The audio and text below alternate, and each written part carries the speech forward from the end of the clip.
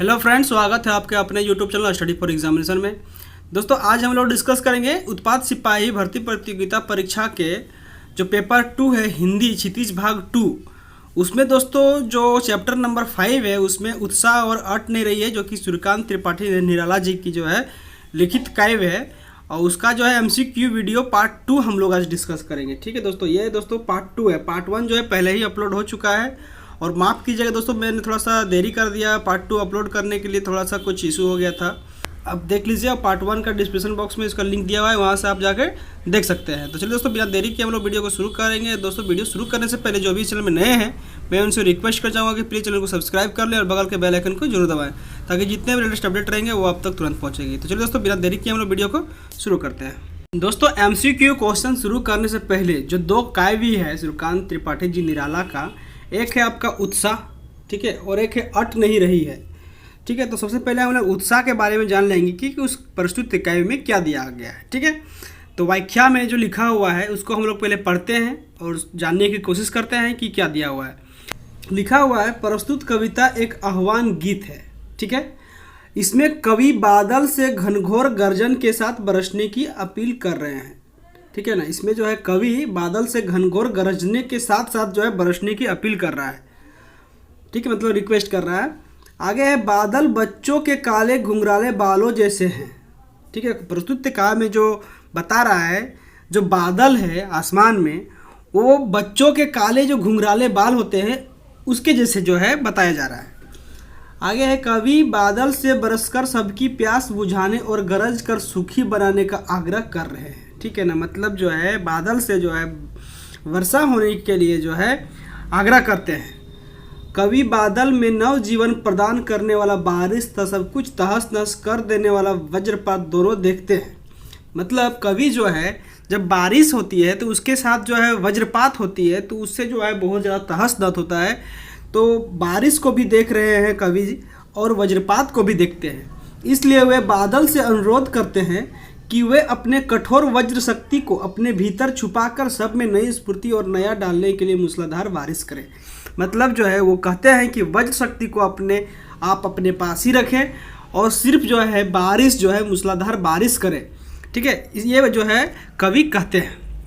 आगे देखते हैं, आगे लिखा है कि आकाश में उमड़ते घुमड़ते बादल को देखकर कवि को लगता है कि वे बेचैन से हैं, तभी उन्हें याद आता है कि समस्त धरती भीषण गर्मी से परेशान है।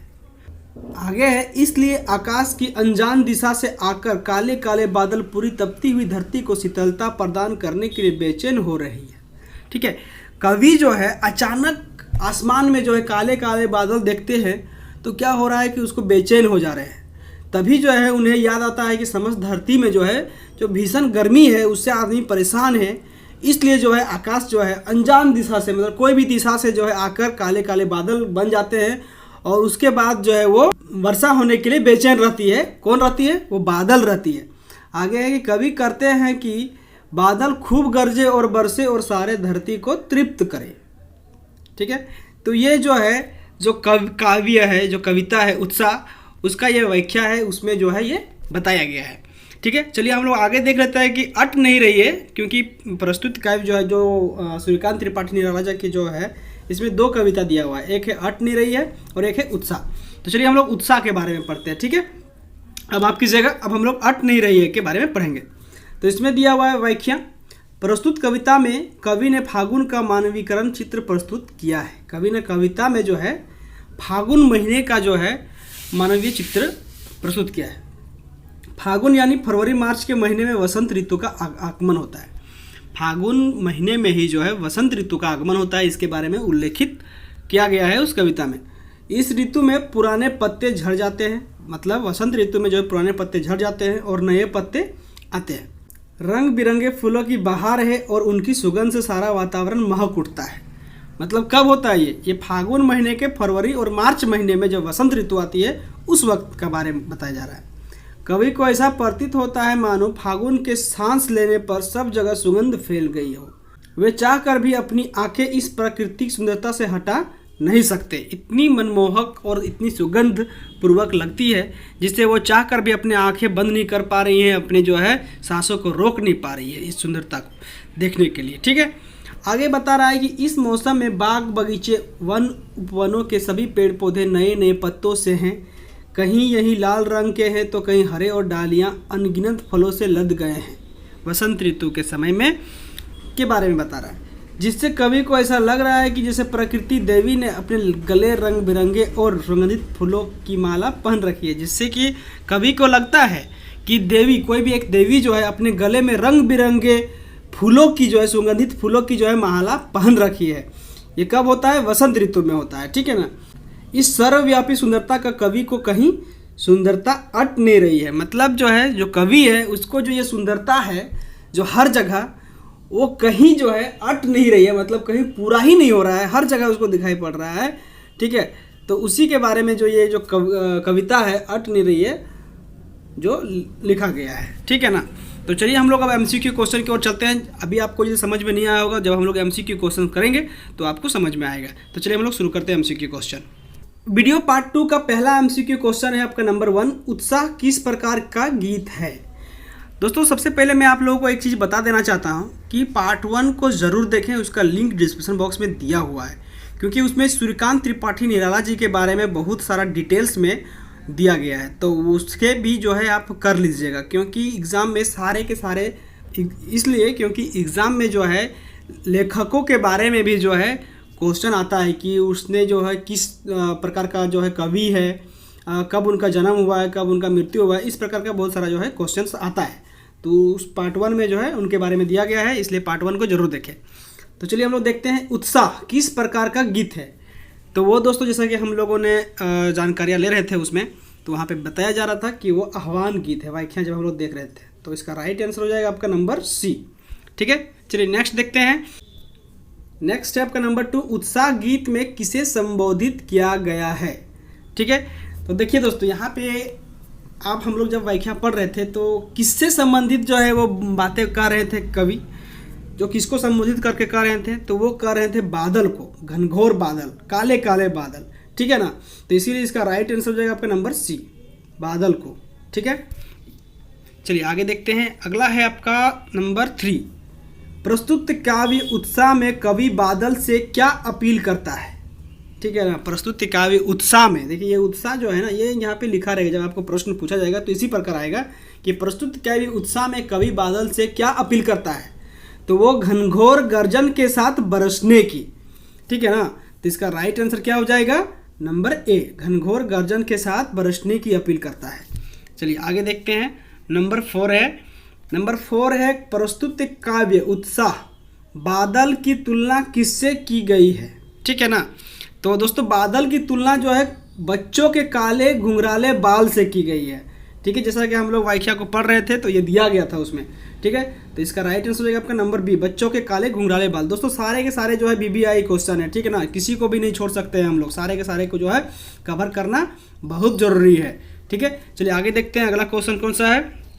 अगला है आपका नंबर 5, उत्साह कविता में कवि किस बादलों से बरसने का आग्रह करता है, ठीक है। तो उत्साह कविता में कवि जो है नवजीवन के बादल से जो है बरसने का आग्रह करता है। तो इसका राइट आंसर हो जाएगा आपका नंबर सी। चलिए आगे देखते हैं नंबर 6।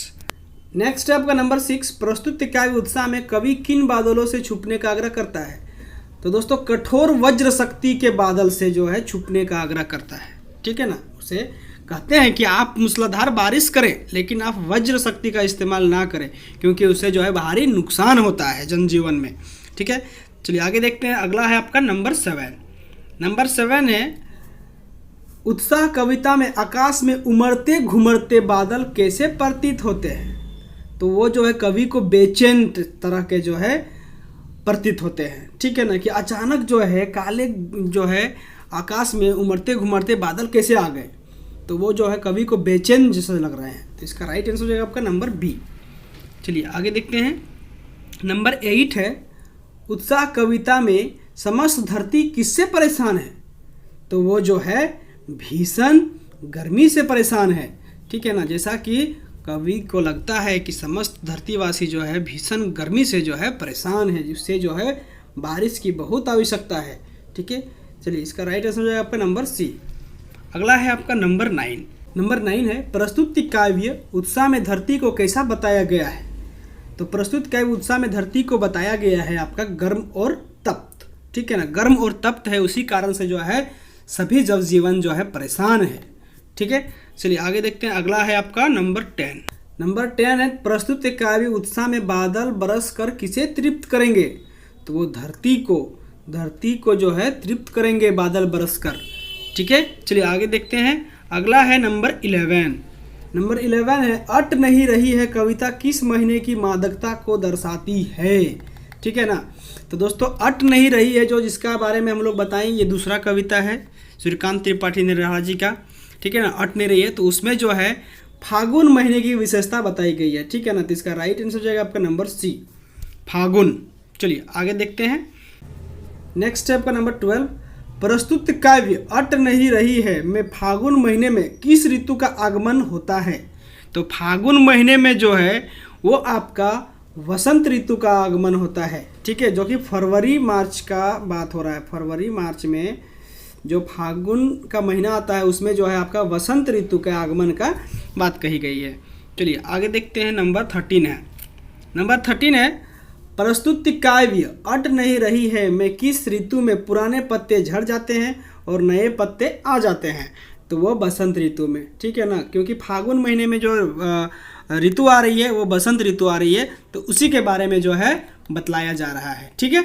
चलिए आगे देखते हैं, नेक्स्ट क्वेश्चन आपका नंबर 14। काव्य अट नहीं रही है में शीर्षक के अनुसार कवि को क्या नहीं अट रही है। तो जो उसमें कहा जा रहा है कि जो फागुन की सुंदरता है वो कहीं अट ही नहीं रही है, वो पूरा का पूरा फैल रहा है वसंत ऋतु के कारण। तो इसका राइट आंसर होगा आपका नंबर डी, फागुन की सुंदरता, ठीक है ना। चलिए अगला देखते हैं, नंबर 15 है। नेक्स्ट क्वेश्चन दोस्तों आपका नंबर 15। उत्साह शीर्षक कविता किसकी है। जो कविता है उत्साह, इस प्रकार का भी क्वेश्चन आता है कि उत्साह जो कविता है वो किसकी रचना है या किसने लिखा है, ठीक है ना। तो दोस्तों जैसा कि हम लोग पढ़ रहे हैं अभी सूर्यकांत त्रिपाठी निराला जी के बारे में, उन्हीं का कविता है उत्साह और अट नहीं रही है। तो इसका राइट आंसर हो जाएगा आपका नंबर बी, निराला, ठीक है ना। तो निराला सिर्फ रहेगा तो ये कन्फ्यूजन नहीं होना है, क्योंकि सूर्यकांत त्रिपाठी निराला, ठीक है, उनका नाम है। चलिए आगे देखते हैं, नंबर 16 है। नंबर 16 दोस्तों प्रस्तुत काव्य अट नहीं रही है शीर्षक कविता किसकी है। तो ये भी जो है सूर्यकांत त्रिपाठी निराला जी की है, जिसका राइट आंसर हो जाएगा आपका निराला, ठीक है ना, सूर्यकांत त्रिपाठी निराला, ठीक है। ठीक है, इसलिए दोस्तों आप पार्ट 1 जरूर देखें, समझ में आ जाएगा। चलिए आगे देखते हैं, आगे आपका नंबर 17। नंबर 17 है सूर्यकांत त्रिपाठी निराला ने किस भाषा का अध्ययन कर ज्ञान अर्जित किया। ठीक है, तो सूर्यकांत त्रिपाठी निराला ने जो है संस्कृत, बांग्ला और अंग्रेजी इन तीनों भाषाओं का अध्ययन कर ज्ञान अर्जित किया है। ठीक है, तो इसका राइट आंसर होगा आपका नंबर ए। ठीक है, चलिए आगे देखते हैं। नंबर 18 है सूर्यकांत त्रिपाठी निराला पर किनकी विचारधारा का गहरा प्रभाव पड़ा है। ठीक है ना, तो सूर्यकांत त्रिपाठी निराला पर जो है परमहंस और विवेकानंद जी का जो है गहरा प्रभाव पड़ा है। ठीक है, इनके विचारों का। ठीक है, तो इसका राइट आंसर हो जाएगा आपका नंबर ए, परमहंस और विवेकानंद जी। ठीक है, चलिए आगे देखते हैं। नंबर 19 है दोस्तों, निराला के कविताओं में किनकी गहरी सहानुभूति का भाव मिलता है। ठीक है, तो दोस्तों इसमें बहुत ही आसान क्वेश्चन है, जब आप पार्ट 1 को देखेंगे तो समझ में आएगा। तो ये आपका शोषित प्रताड़ित, ठीक है ना, शोषित प्रताड़ित जो है लोगों के बारे में जो है गहरी सहानुभूति का भाव मिलता है। ठीक है, तो इसका राइट आंसर होगा आपका नंबर बी। चलिए आगे देखते हैं। नेक्स्ट है आपका नंबर 20। नंबर 20 दोस्तों, निराला किस काल के कवि थे। देखिए दोस्तों, मैंने पहले भी बोला था कि इस प्रकार का क्वेश्चन आएगा और बिल्कुल आएगा। ठीक है ना, तो इसीलिए सारे के सारे कवियों का जो है किस काल के कवि थे, किस प्रकार के कवि थे, इस प्रकार का जो है क्वेश्चन को कर लेना है। तो निराला किस काल के कवि थे, तो वो आपका छायावादी कवि थे। ठीक है ना, छायावादी काल के कवि थे, तो इसका राइट आंसर होगा आपका नंबर ए। ठीक है, चलिए आगे देखते हैं। और अंतिम क्वेश्चन है इस वीडियो का दोस्तों, इसका पीडीएफ भी मैंने अपने डिस्क्रिप्शन बॉक्स में इसका लिंक दे दिया, वहाँ से जाकर आप डाउनलोड भी कर सकते हैं और प्रैक्टिस भी कर सकते हैं। ठीक है, तो दोस्तों नंबर 21, निराला ने छायावादी रचनाओं में किस छंद का प्रयोग किया है। दोस्तों छायावादी रचनाओं में जो है कवि ने मुक्त छंद का जो है प्रयोग किया है, तो इसका राइट आंसर होगा आपका नंबर बी, मुक्त छंद। ठीक ना दोस्तों ये रहा 21 क्वेश्चन। पार्ट 1 को जरूर देखें ताकि आपको जो है कंबाइंड में जब देख लेंगे तो आपको समझ में पूरा का पूरा आ जाएगा, सारा का सारा जो है चैप्टर 5 आपको कवर हो जाएगा। दोस्तों चैप्टर 1, 2, 3, 4 इसका वीडियो भी अपलोड हो चुका है, आप उसे देखने के लिए उसका डिस्क्रिप्शन बॉक्स में उसका लिंक दिया हुआ है, वहाँ से आप देख सकते हैं। और दोस्तों वीडियो आपको अच्छा लगा तो प्लीज़ लाइक करें, कमेंट करें यदि किसी प्रकार की क्वेरी रहेगी तो। और दोस्तों मैं माफ़ी चाहता हूँ, थोड़ा सा मैंने देरी कर दिया, थोड़ा ज़्यादा ही देरी हो गया दोस्तों वीडियो अपलोड करने में, तो उसके लिए मैं माफ़ी चाहता हूँ। और दोस्तों जो भी अभी तक चैनल में सब्सक्राइब नहीं किए हैं, जो भी नए हैं, मैं उनसे फिर से रिक्वेस्ट करना चाहूँगा कि प्लीज़ चैनल को सब्सक्राइब कर लें, बगल के बेल आइकन को जरूर दबाएं ताकि जितने भी लेटेस्ट अपडेट रहेंगे वो आप तक तुरंत पहुँचेगी। जब भी मैं वीडियो अपलोड करूँगा वो आप तक तुरंत पहुँचेगी। ठीक है, तो चलिए दोस्तों मिलते हैं अगले वीडियो में।